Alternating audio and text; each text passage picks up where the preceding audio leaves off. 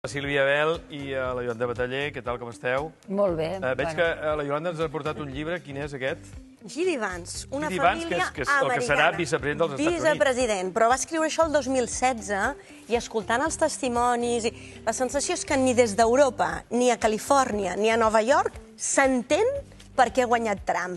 Si llegiu aquest llibre, entendreu per què ha guanyat Trump, perquè en G.D. Vance, ara vicepresident, es considera el que allà anomenen el white trash, l'escombraria blanca, la classe baixa blanca.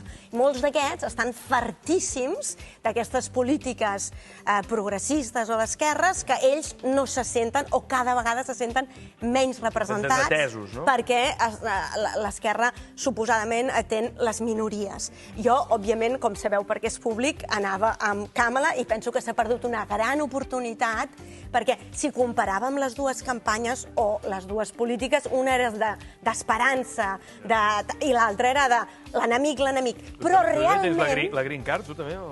Estàs parlant amb una persona, mira, això no ho he dit mai, que vaig dir que no a la green card. Gracet, crec que és el pitjor o no que he fet a la vida. Però per què? Què et va passar? Volem saber-ho. Jo vaig viure i treballar i estudiar als Estats Units del 94 al 98, l'època Clinton. Allò sí que era l'època daurada, d'acord? I vaig ser estudiant de Berkeley, després vaig ser professora durant quasi 3 anys de literatura a un college a Los Angeles i m'anaven fent tots els papers, renovacions, i al moment que m'anaven fent la green card, ara no vull. vaig tornar a un petit poble del Baix